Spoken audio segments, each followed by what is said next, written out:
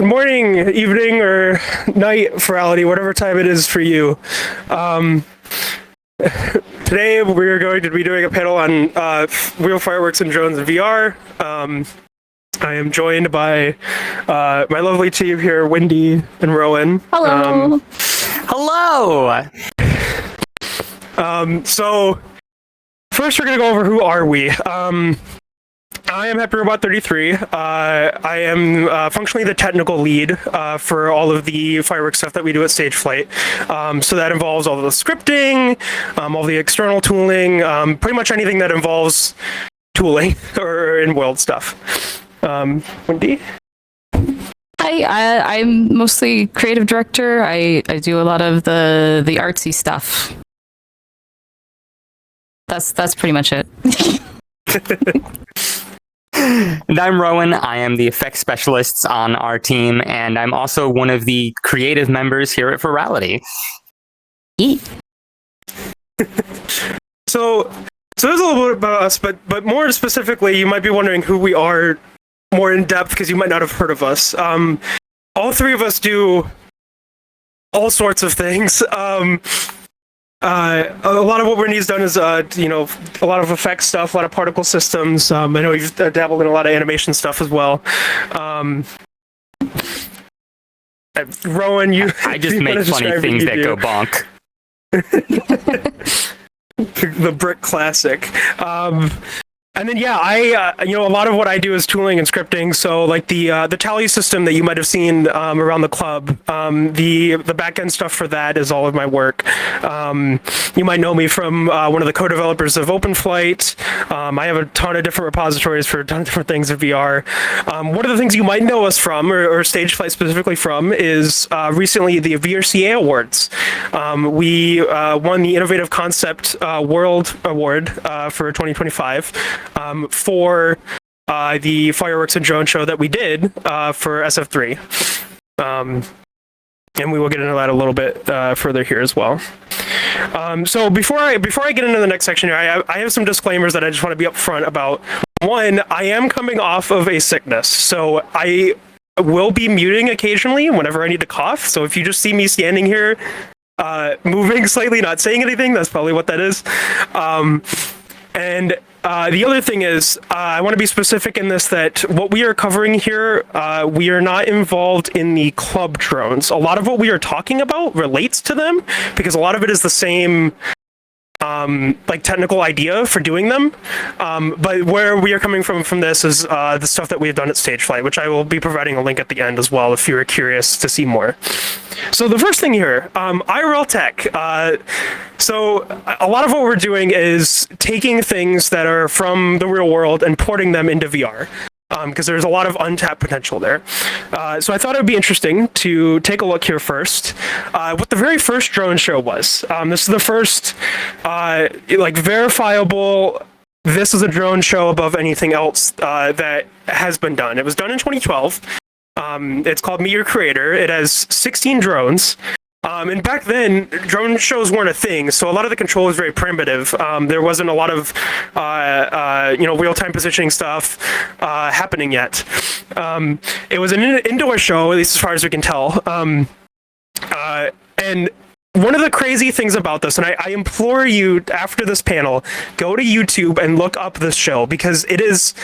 We discovered this like a week and a half ago, and it is wild that this was the first drone show, and I don't think I've seen anything done like it quite since. It blew our minds. Yeah, we were sitting in a call for like an hour just talking about it at least. Every single one of these 16 drones has a pivotable mirror at the bottom of it, and they're using spotlights to shoot up into the drones, and they're using the mirrors to bounce the spotlights off of them. It's just fascinating to watch, and I've not seen anything like it done anywhere else. So I implore you to watch that after this panel. Some more records. This was surprisingly hard to find information on. You can find the world records online, but finding an actual thing of like, here's who has the current records and here's what they are and everything, was really hard to do. So on here, the current known record that I could find as of the panel creation is 22,580 drones is the most drones that have been flown in a show at once. And of course, some speculation. There's multiple things going into it that, like, a lot of China and the country was over there have been pushing the numbers a lot more. One, probably because it's cheaper, and two, there's less FAA regulations, which is a whole other thing I could get into, which we're not going to get into here. But it's a complicated subject. We are by no means educated in that side of thing, but we know enough to understand how it works. Hardware. So there's stuff like RTK beacons for indoor shows. They're essentially mini GPS transmitters. It's not a GPS band, but that's the idea. They're known positions in a room that are sending out high-powered stuff, so you don't have to deal with any outside interference or like not being able to get through walls. So you can run indoor shows. Most indoor shows that are done are really small, like racing drone size things, and they'll usually be accompanied like with people dancing or whatever. There's been some really cool shows with like lasers and stuff, with someone dancing with like drones flying around them. For outdoor shows, GPS is usually what's used. So every single drone has a GPS receiver in it and is tracking its current position, and they're maintaining all of those positions at once. But of course, you have lower positional accuracy, so there's all kinds of struggles there. As far as battery is concerned, the longest drones, at least currently on the market, are about 25 to 30 minutes, and those are at the high end. So if you ever wondered why those shows are usually kind of short, it's because they can't run them for any longer without them just falling out of the sky.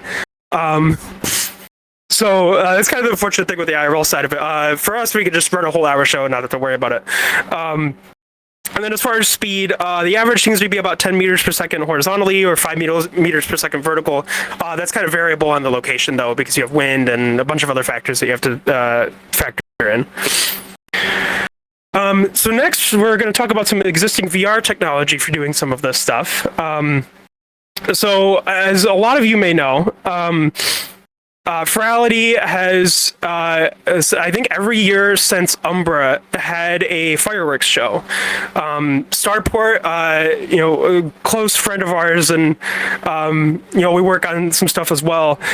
The way those shows are done is purely through a single monolithic animation file in Unity. So there is some pros to this. You get direct access to every single animatable property in Unity, so you can just animate objects, animate fields on particle systems, all the stuff like that. And you also get live preview and playback support directly in Unity. The cons are kind of large, though. For one, it's prone to desync with music because the animation has no information about the music itself. It requires world updates in order to change anything about the show.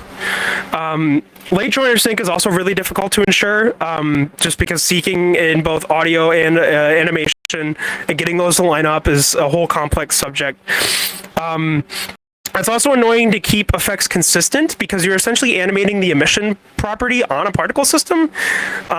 So like your timings might be different every single time you do it. And lastly, the big one is animation files aren't that small, right? So usually you'll end up with a hitch when the actual animation file gets loaded and applied to an animator. If you're ever wondering when you've seen those past shows why that happens, why you have that like 2 or 3 second freeze when the show starts, is because it has been loading this animation file to run the shows. So a little thing on shaders. There's a bunch of different options for shaders. A lot of stuff you'll see is actually GPU shaders. They're entirely on the GPU. They don't touch the CPU at all. And you can do some really cool stuff with, but they're also really hard to program in certain ways because they're entirely on the GPU. And we'll get into that a little bit later as well. Audio-wise, the current approach has been, baking the explosion sound effects into the audio track that's being played. What that does mean is that your viewing position is baked into the audio itself, and that you can't get any directionality either.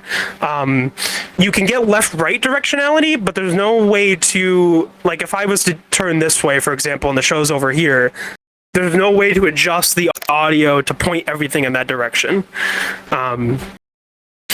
So, getting on to what we decided to do, this was about a year ago now at this point.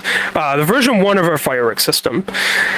So fixing some of the existing issues with the implementations that I've talked about here. For one, we've moved the SFX audio from the baked file to runtime. The only audio being played is the music now. Secondly, we now use DMX in order to actually control the show. This has a lot of advantages. One of the big ones being you don't have to re-upload the world to change things. Give me a second, I forgot to plug my headset in. One thing I should have done. At least it gave me a warning. In our Classic Twitch hot chat, dog fumble. crying in Unity animation, which is anyone else who's ever worked in Unity animators, don't save yourself. Just don't. Just don't. Yeah. Well, it's especially Stop. bad because like his animations, right? He has so many different effects. You could fill a full 16:9 vertical screen with just the animator window and still not have enough room to see all the keys. It's like that insane. So, yes. So now I'm plug my headset in. So using DMX to control the show. The main thing is that you don't have to re-upload the world if you just want to change something that you're doing in the show. That is huge. Especially once you already have a system working and you're just doing a new show, not having to sit in Unity for how many hours tweaking things. Really nice. The other thing is proper audio delay, which we'll get into this a little bit later, but the side effect of also being able to move the SFX audio out of the video is that you can do a lot more things that are player specific. So that it also includes audio spatialization. But some people may know, and if you watched the Unan panel, I think it was yesterday, it was talked about a little bit about this, there is a mixer channel problem. If you have too many audio sources that are trying to play at once in Unity, you will hit the limit for how many that it can actually combine into your audio output. This strikes all the time. Most instances you're in, it's probably happening and you don't even know about it. Unity claims, at least in the documentation, that the mixer channel limit is 255. I have a strong suspicion this is not the case. And according to some other sources I could find, the limit in VRChat is actually set to 64, because this is something that you can configure on the game engine side. I've not verified that specific claim yet. Avatars themselves can have a max of 3 active audio sources at once. You could turn other ones on, but they won't be running. Now, of course, there is also the consideration of the VRChat UI is going to take up some of the space because you have all the interaction options, you have, mute, unmute, all the notifs and everything. So that's going to take up some space as well in this mixer channel thing. So when you do all the math, the amount of mixer channels you actually have available in a world is about 10 to 20 in most cases, at least from what I have seen. And it's really annoying because there's not an easy way to get an exact number, even though I wish there was. That just seems to be the case, at least from my own testing. I don't remember if, so what you can do is obviously if you want to play a lot of effects at once, you're going to run into this problem. Well, I had noticed when I was working on the system that we would trigger a few effects and then the mixer channels would seem to just be full and they'd never get cleared. Unity is supposed to automatically clear those for you. But it doesn't seem to. So I found a way to force the mixer channels to be cleared is if you turn the game object that has the audio source on it off, if you set it's enabled to false, that will forcibly clear the mixer channel the second you do that. So if you have a really short sound effect that you need to play, you turn the object on, play the sound effect in the audio source, and then watch for the audio source to finish playing, and the second it does, you force the object back off, and that forces the mixer channel to become available again. Completely undocumented behavior, but the shows that we do would not be possible without it. The days before I found that they were grim for this process, so... There's also some VRSL native limitations. So this was back before MDMX. So we were dealing with a lot of the issues with the grayscale serialization that VRSL does. Very short thing on this. I've done panels in the past for Project Fest that you can look at that I go a lot more in depth about DMX stuff. But the essential issue is video encoders are a lot like issues that you end up with having with JPEG, is that the higher the compression is, you start having more and more artifacts. So if we're trying to say, I want DMX value 50 to mean something, if you're using VRSL, you actually need to say value 40 to 60 means the same thing to account for the video encoder moving the value around. So it's annoying to deal with, but you can deal with it. It does limit the amount of effects that you can do, though. Unity particle systems. You can get some surprisingly complex effects just using normal CPU particle systems with them and just a few stacking. And there's a lot of things to be said about, like a lot of people talk about particle systems not being that performant. In most cases, they actually are. There's a few gotcha settings, namely trails. If you have particle system trails on, you need to be very wary of the vertex distance that you set, because that is essentially going to spawn a new vertex every time the particle goes over a certain amount of distance in the scene. And if you make that low enough, the amount of data that the particle system has to process to render those trails gets really expensive. Another huge issue that you can run into is, since all the particles are transparent, you can run into a huge issue with overdraw, which is a whole other complicated subject, which I'm not going to get into too much, but it is something to consider when you're making particle systems for stuff like this. So, lastly here, subconscious effective audio spatialization. So I talked about this a little bit earlier.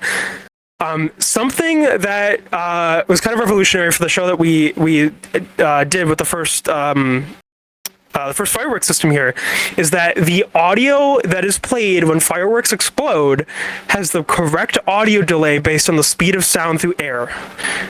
Which, yes, that is as complicated as it sounds to get working, because as far as I am aware, there's not a single game engine that natively supports doing this for audio sources.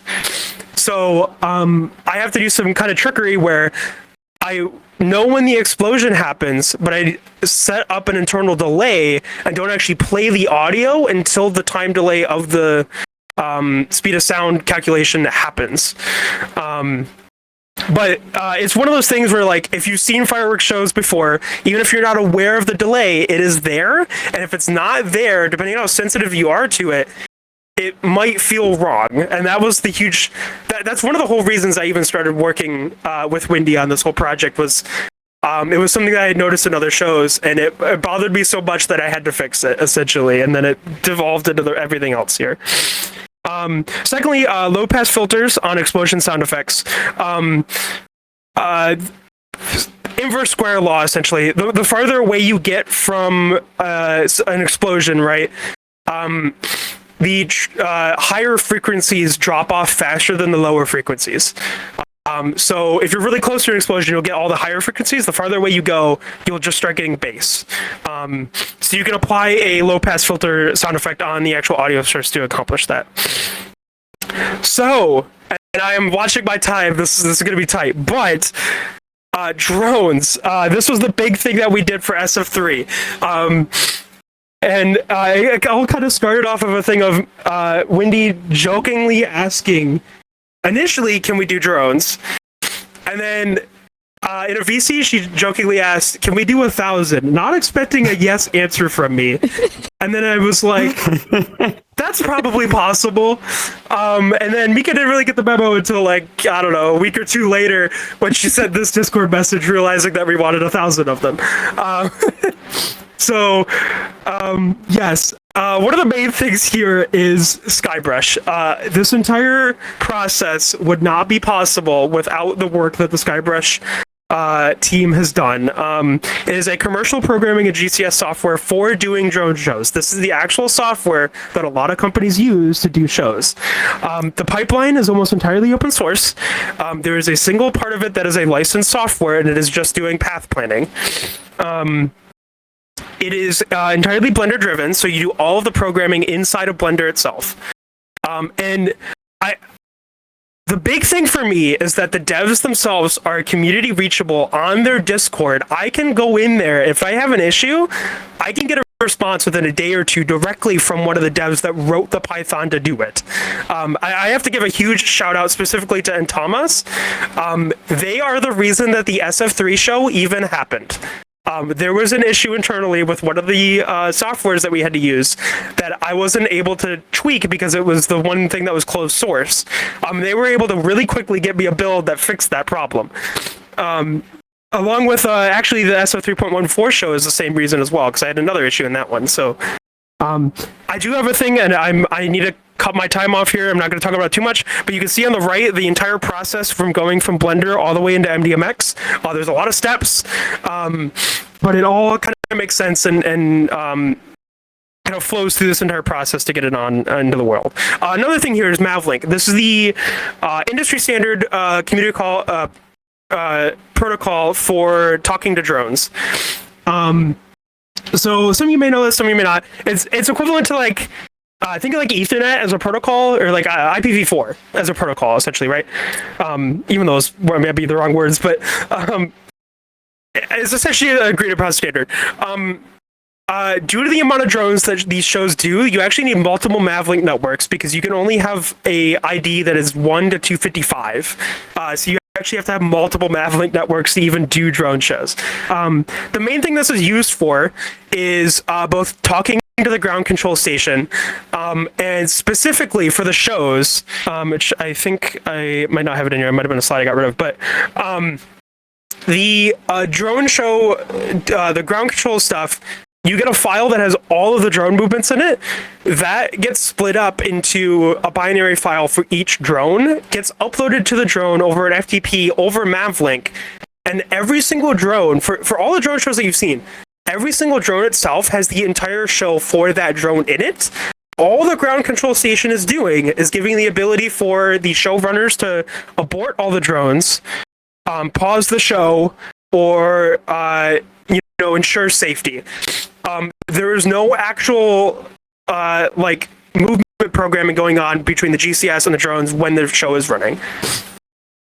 Another thing here is draw mesh instance versus mesh approach. There's a lot more here that I could go into, but I need to cut my time down. But essentially, for the drones, we use a single large mesh that has every single drone in it divided up into there's a drone like per 3 meters, and we can get IDs out of those drones in the shader itself when we go to render them. So all 1,000 drones in stage flight are single draw call when they happen. Doing draw mesh instance, which is a CPU side of way of doing this, does the same thing, but it requires more U# code. There are some advantages. I'm not going to get into them because my time is coming short, but they both functionally do the same thing. They just have different downsides. A little bit on positional accuracy here. The XYZ position for the drones are 16-bit channels. If we were to only do a single DMX channel, every single value would give us a 6.25 meters difference. But by bumping to 2 bytes, we can actually get a 0.02 meter accuracy out of their positions. It's quite a stark jump in accuracy position there. Here's a little bit of an algebra jump scare. So you could do differentials using DMX systems by taking the smooth value and subtracting it from the raw value coming in, and that'll give you a gap, essentially. And what we use that for is to actually tilt the drones when they're moving. So if you ever watch the drones next time you go watch the show, they actually will rotate based on the speed that they're moving in the world, and that is entirely in shader. Formations. So this is a little bit about the Blender plugin. The way formations work in this is they are all individual empties in collections. So you can either do just direct empties, or you can also do things like pitting drones directly to a mesh of all the vertices in a mesh, which leads into fun things such as having an entire thing on an armature, and you can animate the armature and all the drones move with it. You can also do other things such as using geometry nodes. You can't use geometry nodes that make new geometry, but if the geometry nodes only move existing vertices, you can use them. And that is how I achieved the effect at the end of Moonglow's set, if anyone was there. The time, but version 2 of the fireworks system here. So now that we had moved on to MDMX for all this drone stuff. Now that we were on that, we had bit accurate indexes. So every single DMX value that was fed in was the value that we got in client. So what that allows us to do is have 255 different selectable effects on every single pyro drone. Realistically, I think we only got up to 157 in the current SF patch, but there's obviously space to add more as we go on. We also have such a thing called as a persistent on effect. Those are things like the flames, the sparks, the water cannons, all of those, they turn on, and you can go to a different index and it'll fire other effects while keeping the persistent on effect on. A little bit on the event architecture, or I accidentally checked the if statement 1,236 times every frame and caused a lot of lag. CPU performance for something like this matters a lot. When we're talking 157 effects times 16 drones, that works out to something like 2,000 or something scripts that are active in the scene. So a lot of this is designed to be purely event-based. There's a single thing that is checking the DMX for each drone, and then based on the values in there, it'll send out events to the local scripts to fire their things and handle their audio delays. The drones themselves just initiate the firing. The fireworks effects manage all of their audio delays internally and all their audio sources themselves when they are firing. Programming fireworks is a complex task, but you can see at the bottom we have the Blender timeline. Every single one of those white marks you see as a firework event. So these work purely off of triggering the different channel indexes, and they are drone ID specific. So what I was talking about with the lighting stuff earlier, it is drone ID agnostic. When you do the formations, it doesn't matter which drone is where, as long as there's a drone in a position. When you're doing the fireworks, the ID doesn't matter, because the fireworks firing is not world space, it is tied to the drone ID. So if the drone goes somewhere else, it's always going to be on that drone instead of always in the position that you tell it to fire. A little bit on the lighting drones. The amount of channels that we need to get this working is a little insane. It's 9 channels per drone. There's 1,000 drones in SF3. This works out to 9,000 DMX channels. By the time you add in the rest of the patch that already exists in the world, the final DMX blade ends up being 11,800 DMX channels. A lot of this is only possible because of custom tooling with the HNode program that I made to render all of this. And it works out at about 600 kilobits per second, or about 22 DMX universes on the screen at once. What you're seeing in the bottom right corner is what the stream looks like anytime you've seen any of our drone shows. It's insane. You can't fool me. That's TV static. The fact that it works at all every time I see it boggles my mind. And I wrote the thing. Another fun little issue, the bloom accessibility slider. A lot of you might not know this exists, but if you open your quick menu, there is a accessibility thing to turn down bloom intensity. If you look at the top right, that's what the show should look like. However, at the bottom left is what it looks like when you have the bloom intensity set to 0. What it functionally means is that everything just goes to white. What we did to resolve this is, instead of using post-processing and bloom to do the color haloing around the drones, we actually have separate spheres that are rendering around the drones that emulate bloom itself. And that allows us to be completely untied from any bloom settings that exist. I talked about this a little bit, but programming lighting is drone ID agnostic. A lot of it is done based on drones being in specific areas. So, and Wendy will touch a little bit on this as well. For now, I'm just going to move on this because my timing is not great. But it also works a lot like Photoshop with light effect layering. The order is reversed, which is a little annoying, but the essential idea is the same. Lastly, I think this is my last slide. Yes, it is. Lastly is building a preview engine for all of this. So MIDI DMX was huge because it allowed us to just have Blender and Unity, Blender and VRChat open while we were previewing everything. I also have a custom DMX Blender plugin, and it has actually been used at Club Fin for a lot of the screens and stuff as well. That turns Blender itself into a lighting console. Which is extremely powerful because it gives you the full access to the timeline, drivers, pretty much anything that you can do in Blender can be sent out through DMX and ArtNet and put into a world. So there's a lot of fun things you can do with that. Anyways, I'm going to stop yapping now and let my other two people talk. All right. Hello, everyone. I am Wind Yote. It is Wind Yote. Pretend you're from Texas. I'm not even from Texas. I don't know why I said it that way. Anyway, so this is the fun part. Where are my artsy people at? Hey. Don't worry about those quotation marks, okay? Just it's fun. Art is fun. I'm so tired. I can hear your dwindling sanity. Yeah, Oh yeah, no, I've lost it. All right. So since I don't often get the chance to talk to artists as an artist on such a big stage, let me give you just one little itsy bitsy piece of advice. It's my favorite advice to give. Use reference. Thank you for coming to my TED Talk.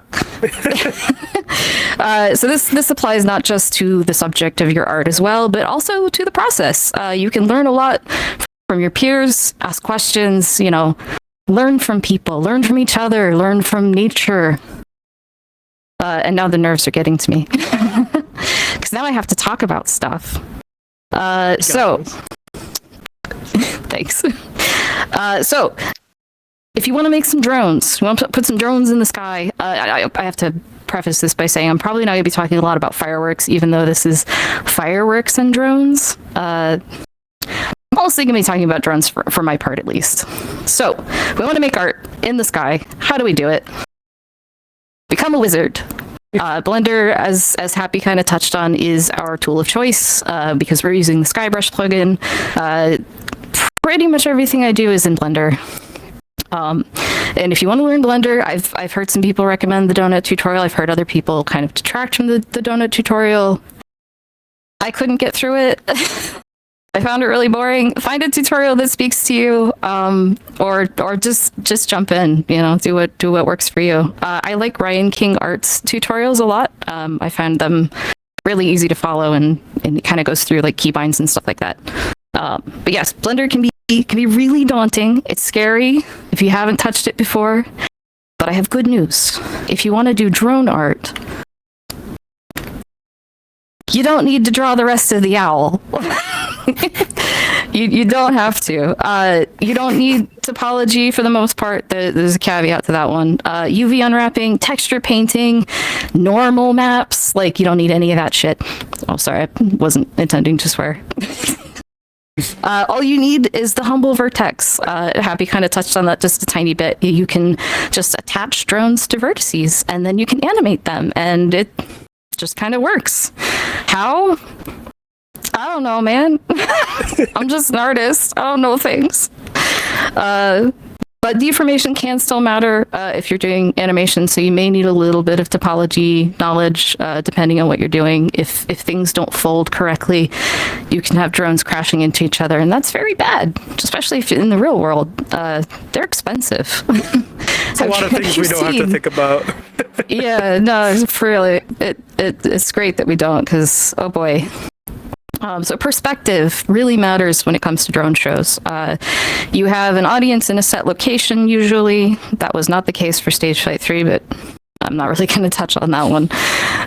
But generally speaking, you're going to have an audience. They're going to be looking a specific direction. So the direction, it means that you can skip some stuff. You see here I have some funny little planes that they don't look very good from the side. But from the audience perspective, it looks like a 3D model, because it used to be. So why use many dimensions when 2.5D? It works. Especially when you're limited to only 1,000 drones. Yeah, it gets a little complicated, especially if you're trying to cover like a 3D model. First, you'll run out of drones. Second, the backsides show, like if you've ever looked at a wireframe model, it can be kind of hard to tell what's going on sometimes. And so you get the same thing with drones, where if you have a 3D model and you've got the whole thing covered, if you're looking at the back faces through the front faces, it just doesn't really look very good. So basically, you want to cull any unnecessary geometry the way that a game engine would do it. So I'm going to try to keep things short because we've only got 20 minutes. So one of the best ways that I have found to make very clean, evenly spaced vertices on your models is with geometry nodes. Primarily, my workflow, I tend to just draw a lot of lines with mesh. I'll kind of basically make a wireframe out of mesh. And then I apply this handy dandy little easy peasy geometry nodes setup. It's very, very bare basic. Maybe not the most beginner friendly, but hey, it beats learning how to code, right? This is my go-to setup. If there's a better way, there probably is. I'm sure somebody knows way better ways to do this than that. But so color. How do we apply color? Happy had mentioned that we can apply color by putting all the icospheres. The drones in Blender are represented like by little tiny icospheres, and we put them inside mesh, and then we apply the mesh in the SkyBrush plugin, and tell it, hey, everything inside this mesh or everything outside of this mesh, make it this color, and it just does it. It's magic. Most of the time. Most of the time. So Most of the time. It gets complicated with layering. Like you said, there's an element of layering to it that is the problem that I'm actually currently working on. But you can use geometry nodes to distribute light objects on your vertices so that you can get very, very precise control. I use a very similar setup to the one that I showed earlier. It just puts a little icosphere on each vert, and then everything that's in those icospheres get color applied to them, or vice versa. So, and this is more examples on the. You can see the massive list of lighting cues. It gets kind of messy, the lighting side of things. But you can put gradients inside of a mesh. That's the eye. It's based on the distance away from the origin of the mesh. So it's kind of applying that sort of subtle gradient. And you can animate light objects in order to turn lights on and off. That was how I did the gears stage flight during Ash Talon's set at 3.14. I basically just had them completely static, and I had some little gear-shaped meshes that just went eat-er. It was very time-consuming to animate. You can also do video mapping, which you can see on the nice little picture of Ash Talon. That was a video that I had him record, and then I mapped it onto a little screen that I made out of the drones. And because of that, we can do all kinds of fun layering things. That's also an example there where that's another video that I just overlaid over a set of rings to kind of give it some fun colors. It was an experiment. I ended up not using that particular color set, but I think, yeah, the picture previously, I had some fun layering of colors. Oh yeah, and I forgot to mention the bottom. I shared that on my Blue Sky a while back. The picture on the left is what I see in Blender, so it's the little colorful icospheres, and then the one on the right is what you see. So, animation is hard. There's no getting around it. If you want to make things move in the sky, you have to learn to animate. Most of it's very, very simple. It's a matter of just placing something where you want it, setting a keyframe, moving it somewhere else, setting another keyframe. This is like the easiest way to get into like learning how to animate, because it's so bare basic. I did make some fancy control rigs. That was an example of a control rig that I made for the set of concentric rings. Ended up not using most of it, but you know, I had fun playing around. And then you can see the gear setup that's flattened out. I just put that around a curve basically, but I had modeled it flat like that. And the gear animation is actually what you're looking at on that slide. Is so many keyframes. There's so many moving parts in that. So yeah, a good foundation in kind of the fundamentals of animation is definitely recommended, but like you don't really have to know a lot. You can kind of just jump in and try it. So how do we plan it? this is the quotation parts. Some parts are not the most fun, but they're necessary. We use spreadsheets to communicate what we're doing, when we want things, things at specific time codes. It just and there's this scary looking chart that has a lot of red and yellow. That chart is now very green. I'm very happy that chart is mostly green. I love green. It has one it's yellow. Green for a special reason. It's green. Yes. Dude, I almost included something like that. Oh man. But yeah, so keeping yourself on task, communicating with your team, like where you're at in the process, as I lose tracking, sorry about that, is really, really important. We had today's 4th group chat. That is, yeah. So if you wanna make drones, get used to working on a team, get used to working with other people. If you want to do drone art stuff, because these shows would not be possible without a team. Absolutely. Flat out. It's a lot of work. It has a lot of boring parts, but man, when it all comes together, it's magic. So I believe that is all I had planned. And now I hope that I don't block you with my wings. Yeah. You guys might want to. It's fine. Now here's the other quote fun part: reality versus fiction. And it's interesting that you mentioned magic, because something very important to remember with shows like this is physics is fake. And I don't mean that physics isn't real. What I mean is that physics is something that is in our minds fake. We only understand it as we experience it. But we also can do something that takes advantage of that. If you've ever been to a magic show, you've seen magicians perform. Magicians, they're doing sleight of hand. You know that they're not actually making things disappear. You know that everything they're doing is just really, really good smoke and mirrors.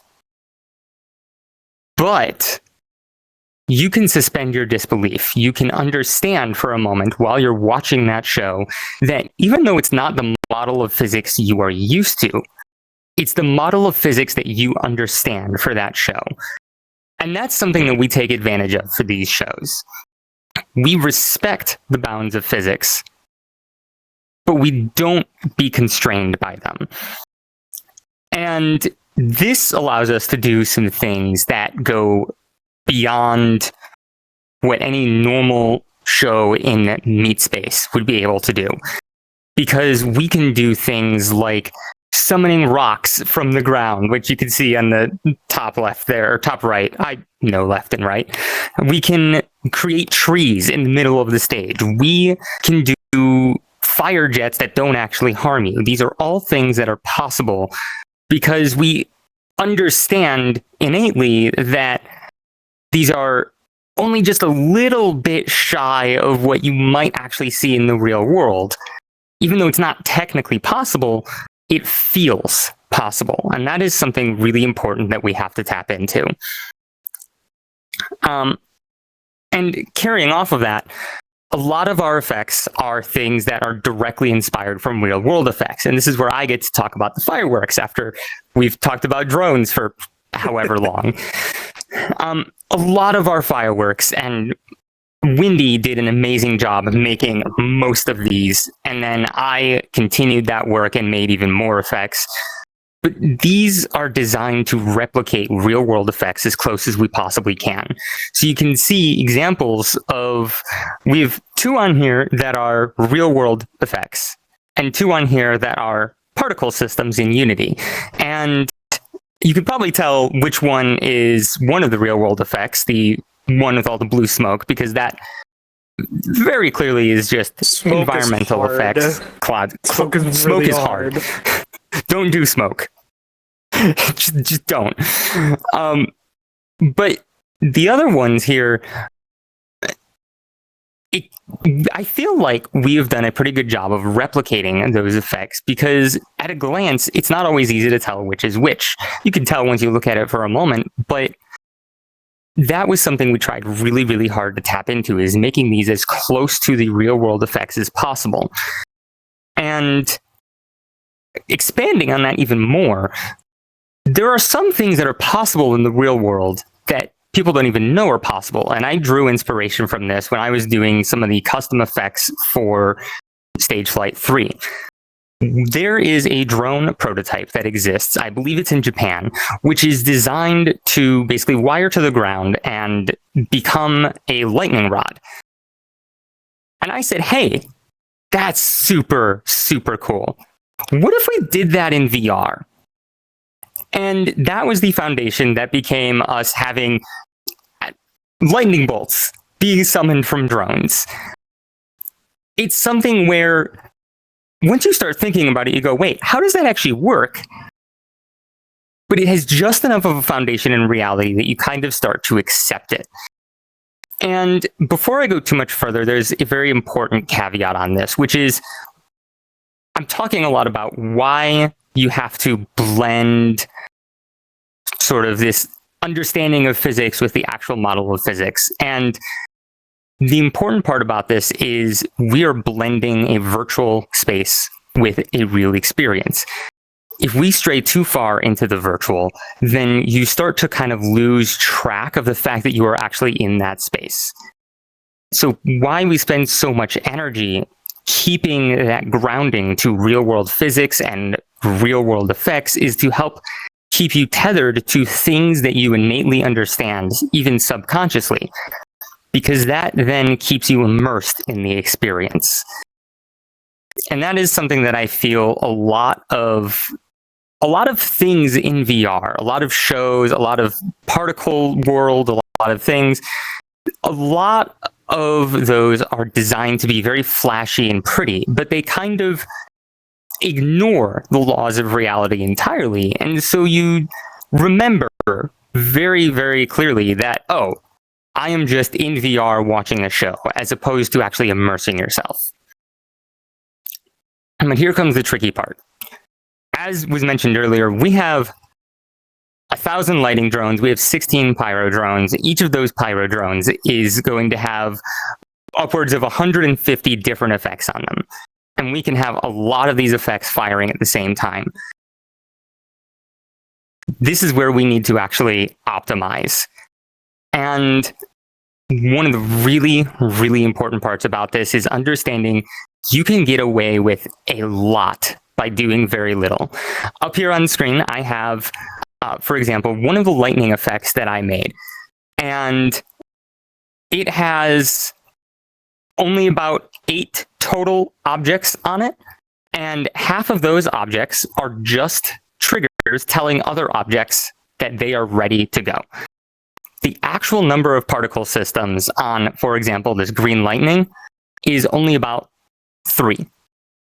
And yet it fills the entire sky. It creates this wonderful effect, and it's just enough to make you look at it and go, oh, that's good. But not so much that it overwhelms you or overwhelms your computer. And even more optimized, for example, I'm very, very particularly proud of these. We had these Jacob's Ladder type lightning effects that NullRef requested for their set. And I went through probably about 3 different versions of this because I kept trying different things to make it actually look right and not be a huge tax on the computer. And I finally came up with a solution that used just one single particle system.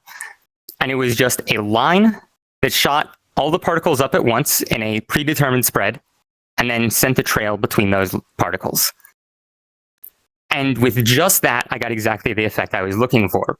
I didn't have to overcomplicate it, didn't have to do anything crazy. All you needed was just a little bit of different thinking and thinking outside the box in order to try and get something with as minimal as possible.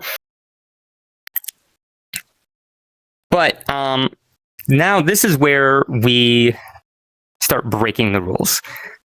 Now that we've started to build a foundation of sort of what you understand about this new model of physics, we've started to build this foundation of, okay, you don't actually have all of this happening, but you feel like it's all happening. You started to become immersed in it.